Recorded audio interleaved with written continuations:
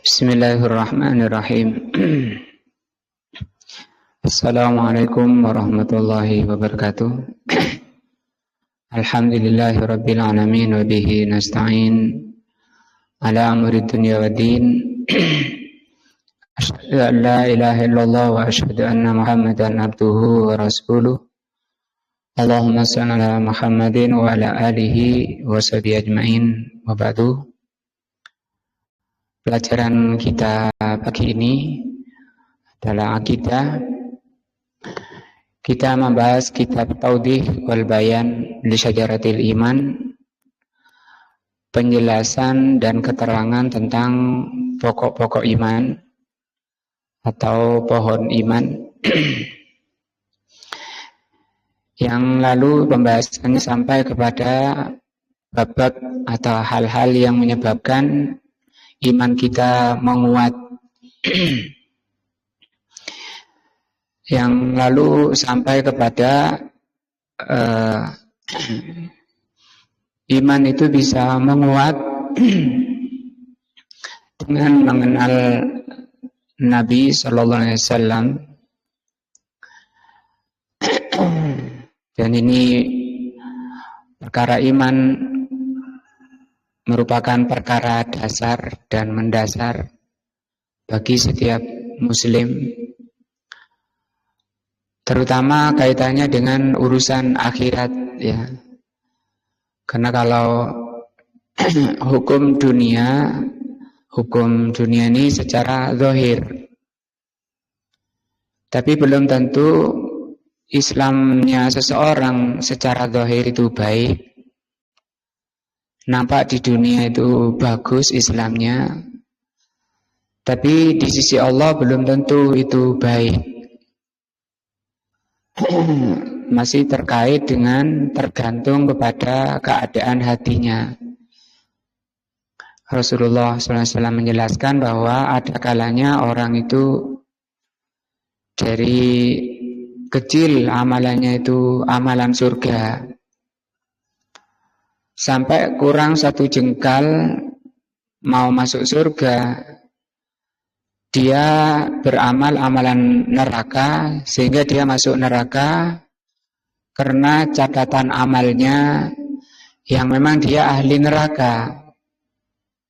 Sedangkan amalan ahli surganya dari kecil, kata Rasul SAW, fima yabdu ala nas, secara zahir yang nampak ini orang baik, dari semangat taklimnya, semangat ibadahnya, sholatnya, akhlaknya, semua amalan-amalan surga secara zahir. Tapi secara batin itu catatannya dia ahli neraka. Tapi dia mampu menyembunyikan batinnya. Di situ memang Allah Subhanahu wa taala mengatakan, hadza yaumu yanfa'us shadiqina sidquhum.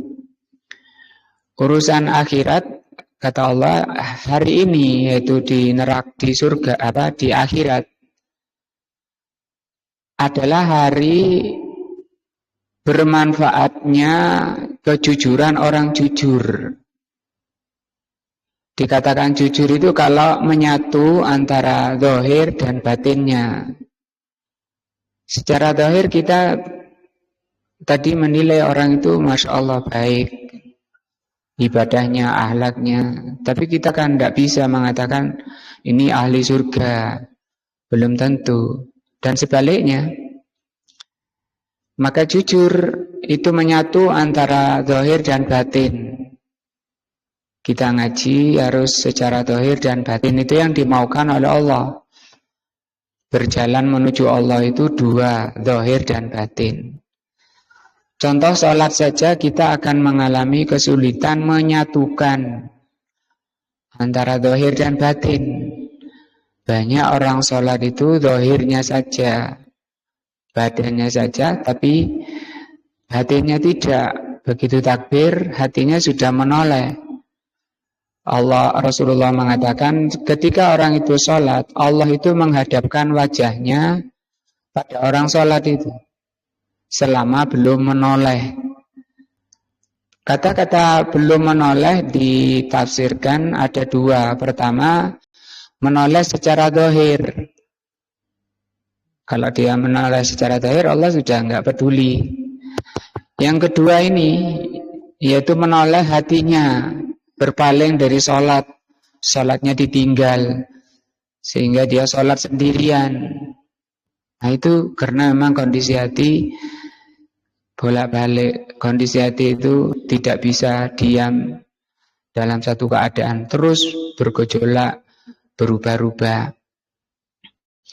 Perubahan dari hati tadi, kecepatan berubah-ubahnya tergantung memang kekuatan imannya.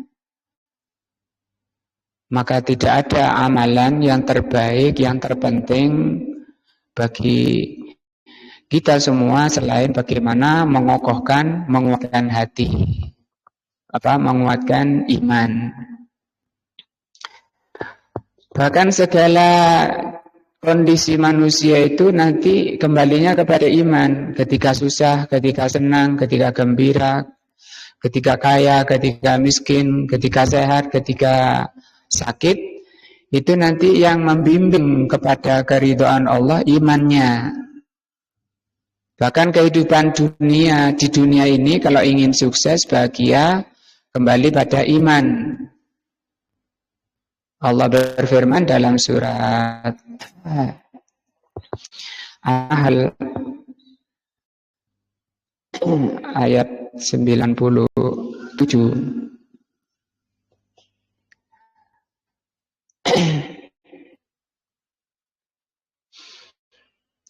Allah Subhanahu wa taala berfirman,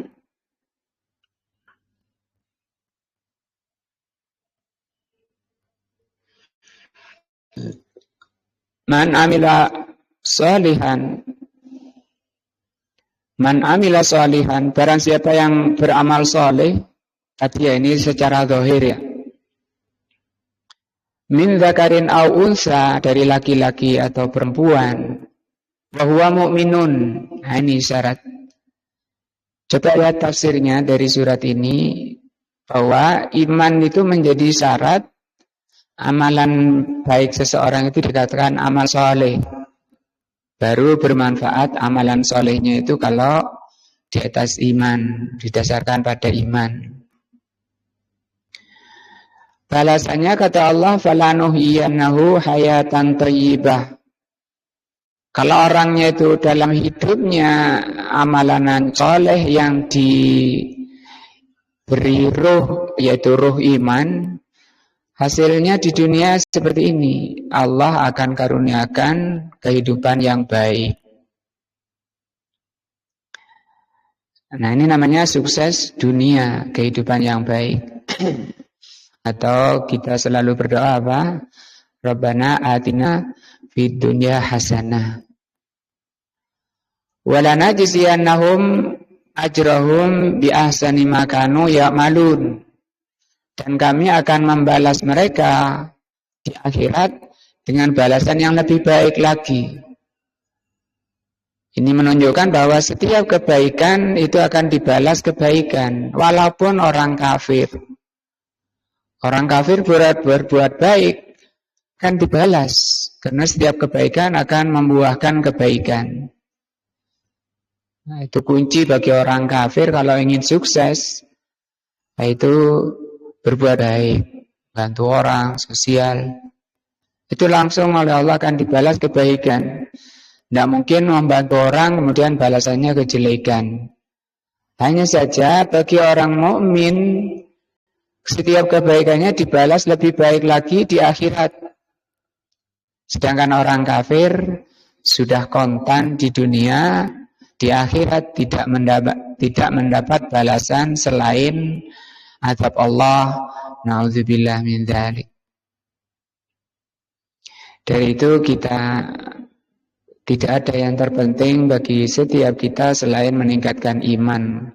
Karena derajat manusia di akhirat tergantung kekuatan imannya. Semakin kuat iman seseorang, akan semakin bersih hatinya.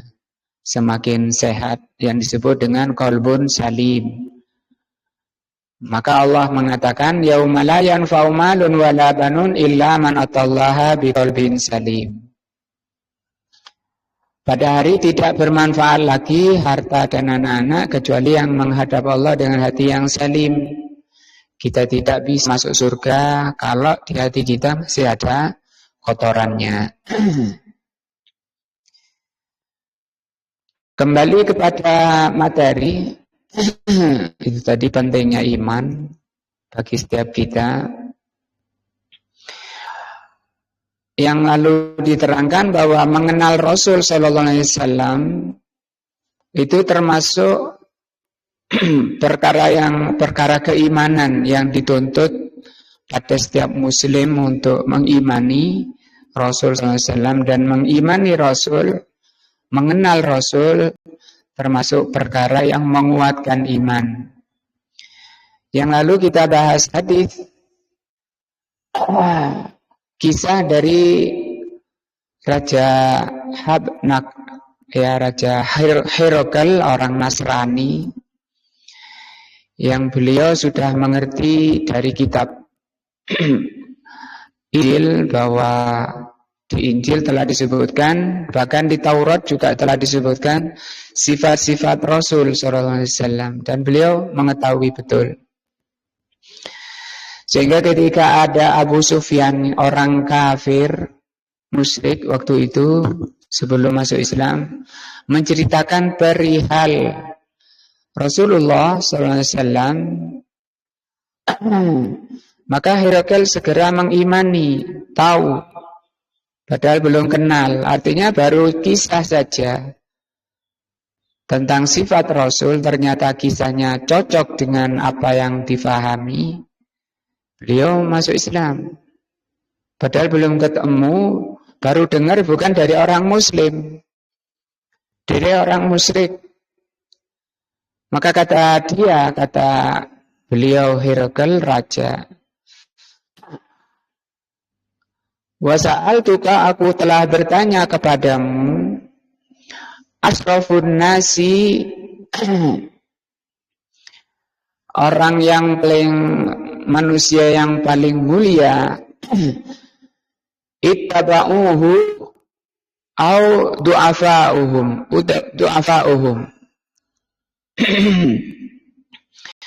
Kebanyakan manusia yang mengikuti dia itu, orang yang banyak mengikuti dia ini, yang kamu bilang Rasul itu, orang paling kayanya, orang paling mulianya, Ashraf itu orang kayanya, tokoh-tokohnya. Am du'afa'uhum, atau orang-orang lemahnya, fakir miskinnya. Fadzakarta, dan kau telah menjelaskan, Abu Sufyan, anna du'afa'ahum ittaba'uhu, bahwa yang mengikuti Nabi itu adalah orang-orang lemahnya.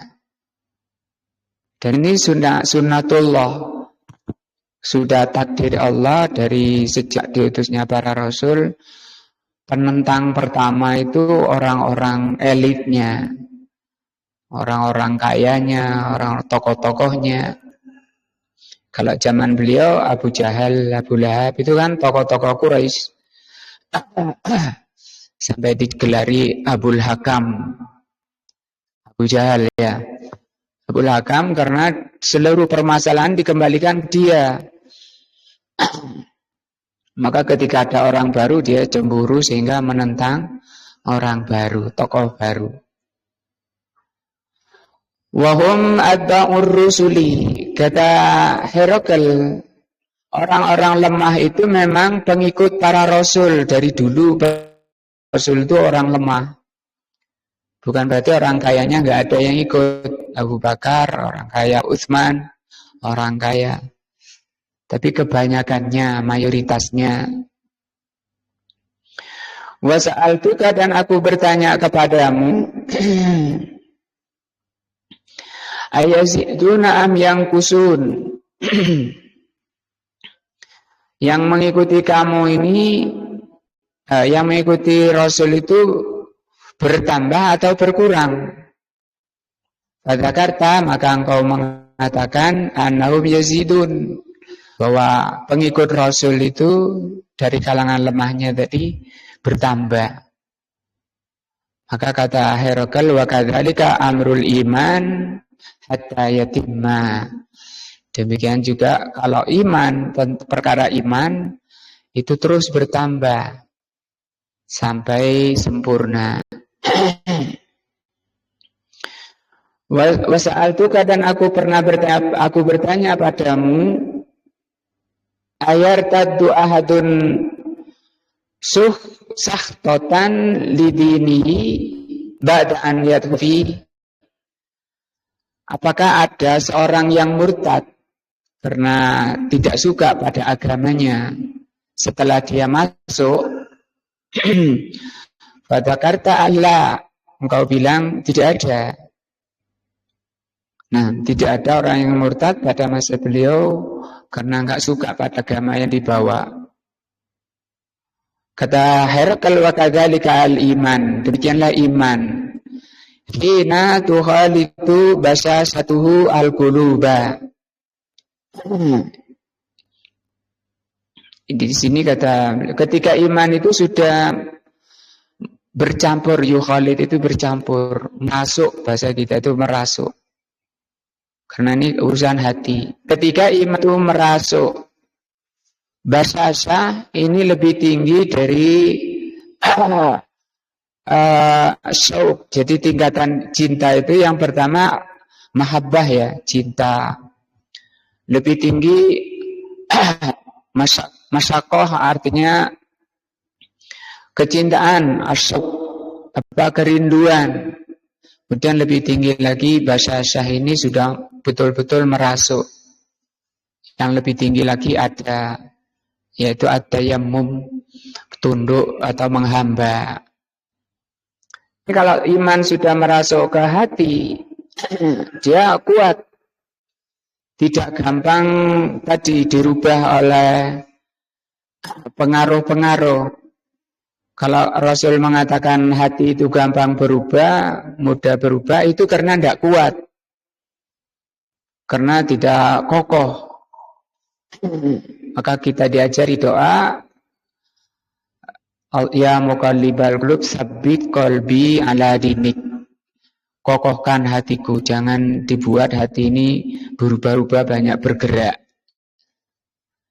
Kenapa minta pada Allah? Karena memang yang bisa menjadikan hati itu kokoh Allah Azza wa Jal, diapakan oleh Allah? Dikuatkan imannya. Bagaimana caranya?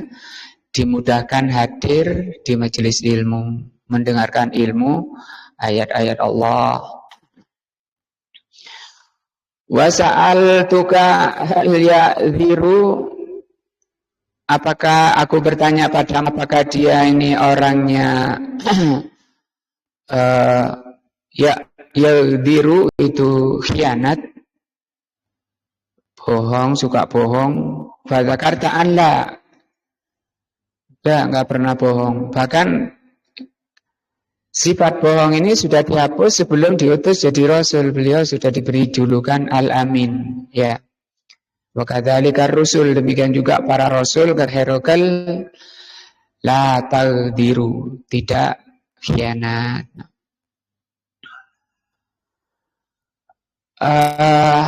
Wa sa'altuka, aku bertanya kepadamu, bima ya'murukum, apa yang diperintahkan oleh Rasul pada kalian, oleh orang ini pada kalian. Bakarta, engkau mengatakan annahu ya'murukum an ta'budallaha wa la tusyriku bihi syai'a. Orang ini menyuruh kalian beribadah kepada Allah saja, tidak menyekutukan dengan sesuatu. Wa yanhakum an ibtil awthan, melarang kalian menyembah berhala. Wa ya'murukum bis salati wasqi wal afafi, melarang kalian dari menyembah berhala dan memerintahkan kalian untuk sholat, jujur. Nah, karena kalau nggak jujur itu memang nggak berfaedah. Amalan soleh yang nggak jujur itu nggak faedah. Tadi nggak jujur itu nggak menyatu antara zahir dan batin, antara ucapan lisan dan ucapan hati. Tidak jujur, tidak cocok, sama. Wal afaf, menjaga diri. Nah, fa in kana ma taqulu haqqan, kalau yang kamu katakan itu benar, kata Herakl, fasayamliku, maka orang ini akan bisa menguasai mauti aqdamayya hataini, orang ini akan menguasai tempat kedua telapak kakiku ini. Artinya kerajaannya pun akan bisa ditundukkan di bawah Islam. Dan itu kan betul nyata ya. Kita baca sejarahnya. Wa qad kuntu a'lamu, aku telah mengetahui annahu kharijun. Masalahnya aku ini jauh. Lam akun adzunnu annahu minkum, aku sudah yakin aku bisa bersama kalian di negeri kalian.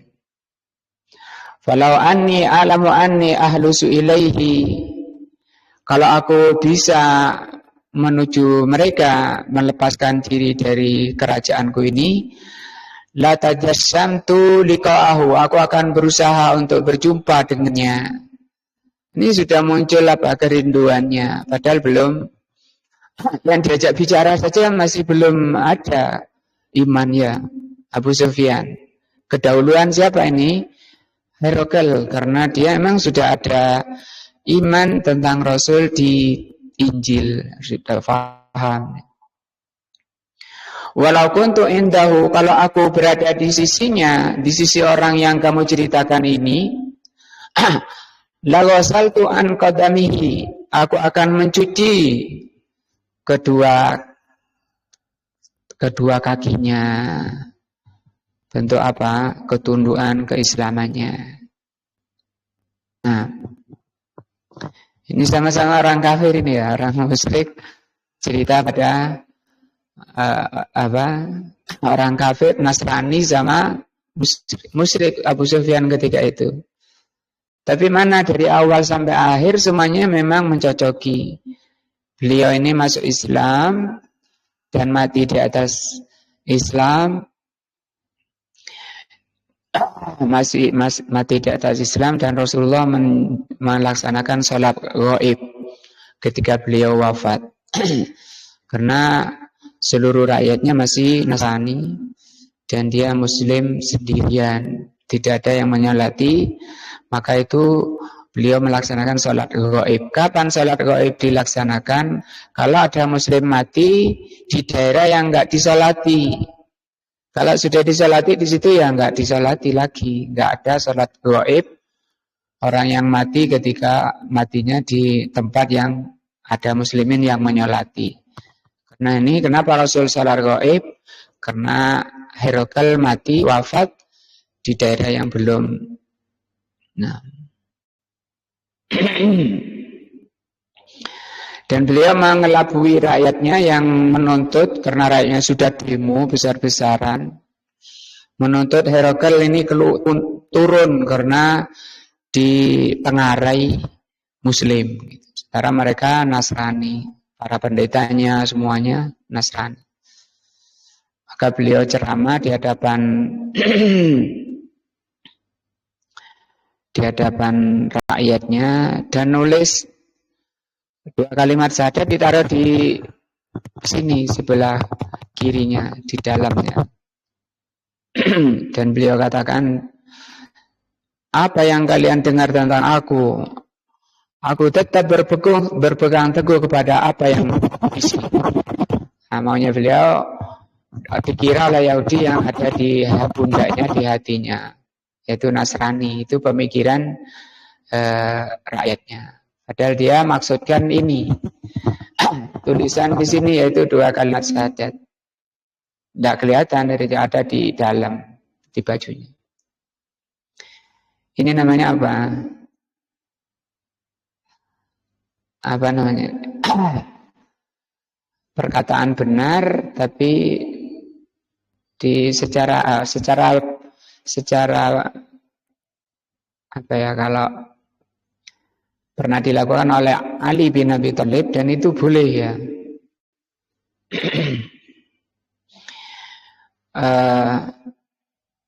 Perkataannya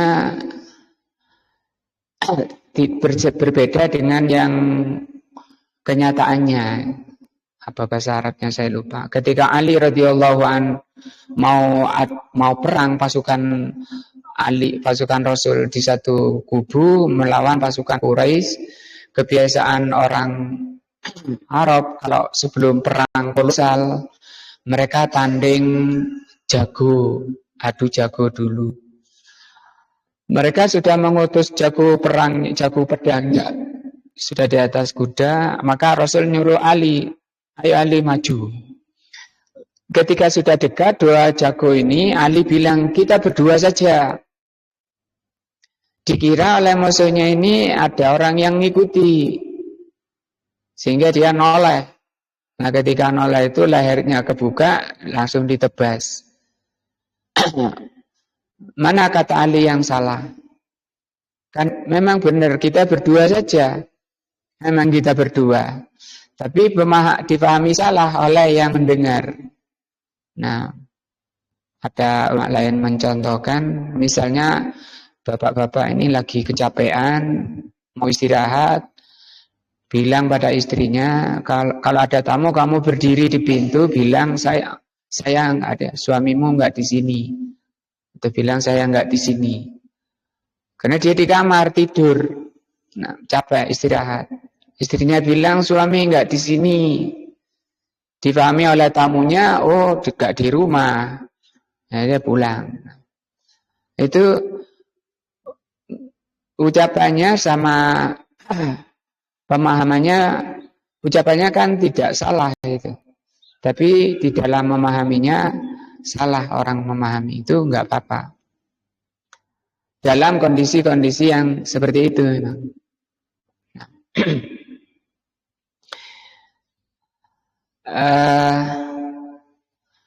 Ini kisah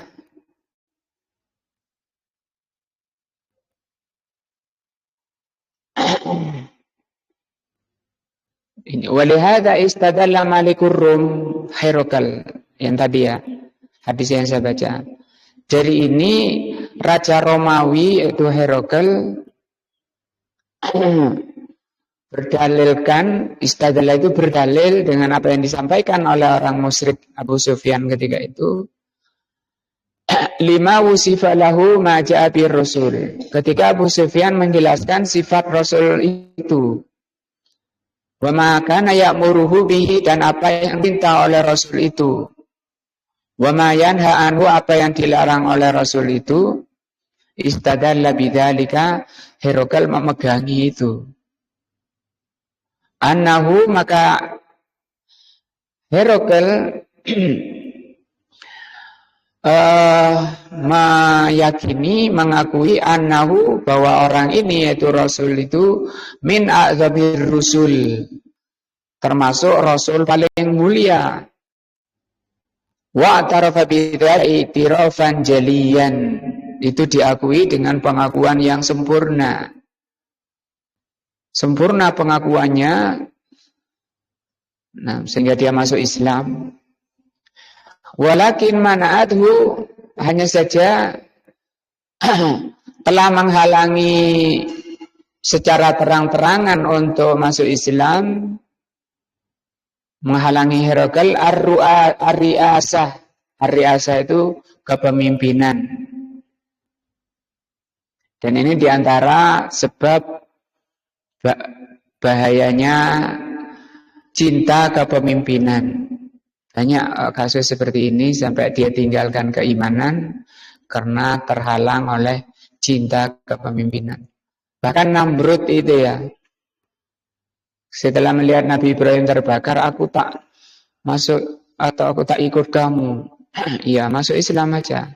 Enggak, tapi aku enggak mau nanti umatku aku enggak jadi raja lagi. Cuma gitu aja, Mas.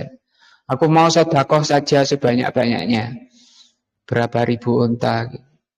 10.000 unta, Pak. Oh, gak bisa, kata Ibrahim. Sebanyak apapun sedekah yang kamu tunaikan, kalau belum Islam, itu tidak ada gunanya.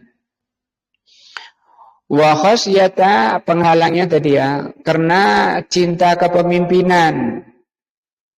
Wa khasyata zawali mulkihi, dan khawatir hilangnya kerajaannya.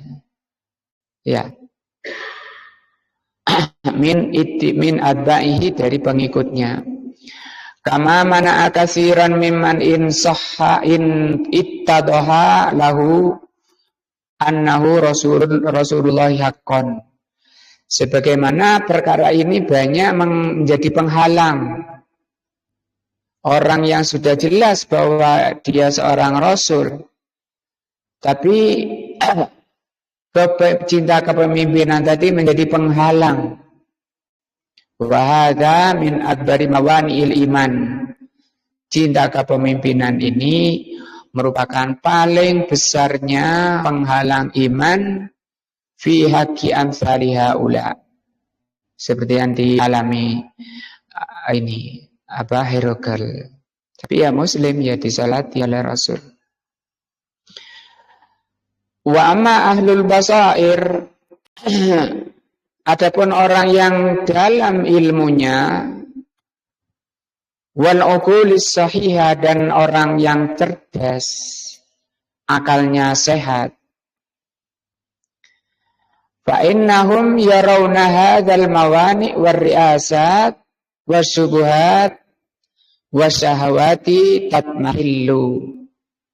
Kata Imam As-Sa'di rahimahullah, berbeda dengan orang yang cerdas, yang berakal, ilmunya dalam, bahwa penghalang-penghalang tadi, yaitu berupa cinta kepemimpinan, subuhat dan syahwat, itu bisa binasa, luluh, hilang. Ini pentingnya apa? Ilmu. Penyakit-penyakit syahwat tadi itu, cinta itu apa? Subuhat apa syahwat? Syahwat itu ya. Tapi itu bisa hilang, bisa luluh. Nah, artinya tadi yang menyebabkan hati itu bergojolak, tidak bisa diam, itu memang yang bikin, kalau kata Rasul, kal kidir. Kidir itu panci. yang sedang panas mendidih. Dia dipanasi oleh kompor tadi, oleh api di bawahnya. Nah, kalau hati apa kompornya? Itu syahwat dan subuhat itu. Cinta dunia, cinta perkara yang haram itu yang membakar. Sehingga hati itu gejolak terus. Tapi kalau orang berakal, dia sudah mampu menguasai syahwatnya, tenang hatinya. Wala yarawna laha qimah. Maka orang yang cerdas dan berakal sehat itu urusan kepemimpinan, syahwat itu tidak ada nilainya. Tidak bernilai dibanding dengan apa? Nilai iman. Di surat Hud Allah mengatakan, Fabima rahmatin minallah, Qul bifadlillahi wa rahmatihi wa bidzalika falyafrahu.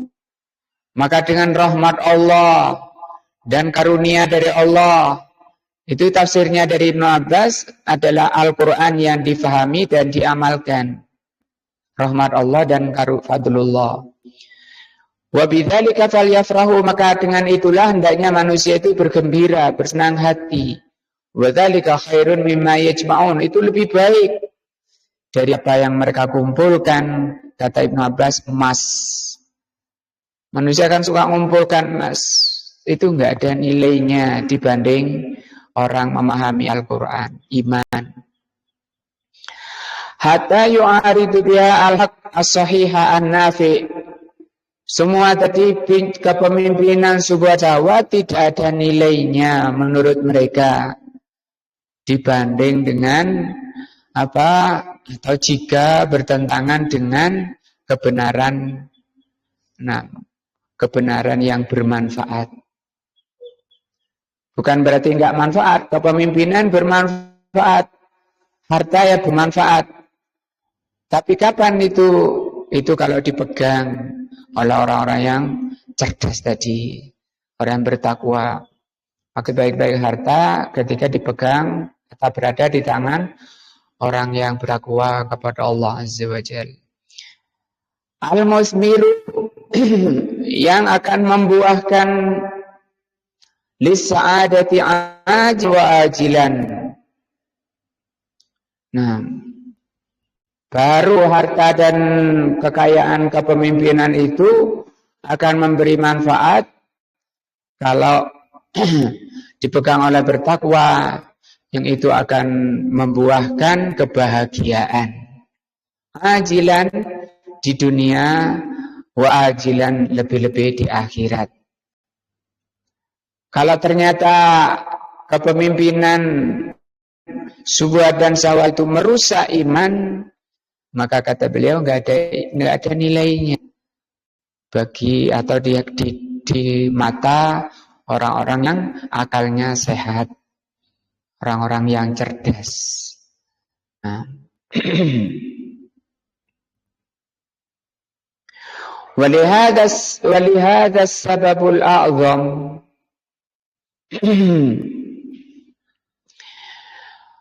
Maka disebabkan karena perkara yang sangat besar ini, yaitu perkara kuatnya iman, kanal mu'tannuna, maka orang-orang yang cerdas tadi, orang yang akalnya sehat itu, maka mereka itu mu'tannun. Mu'tannun itu orangnya penuh perhatian, semangat, tidak lemot, tidak lelet, perhatiannya kepada Al-Quran, hifdzan, baik menghafalnya, wa ma'rifatan, maupun memahaminya, belajar tafsirnya. Bahkan kata Imam Al-Qayyim, kalau dia faham satu ayat saja dari Al-Quran, ayat Al-Quran, dia ngerti maknanya, maka akan menimbulkan rasa rindu berikutnya. Sehingga dia akan terus mempelajari ayat-ayat berikutnya. Walaupun satu malam suntuh dia duduk, kata beliau. Dan itu lebih baik daripada orang yang menghatamkan Al-Quran tanpa mengerti maknanya. Wal mu'tannuna bil ahaditsi sahihah.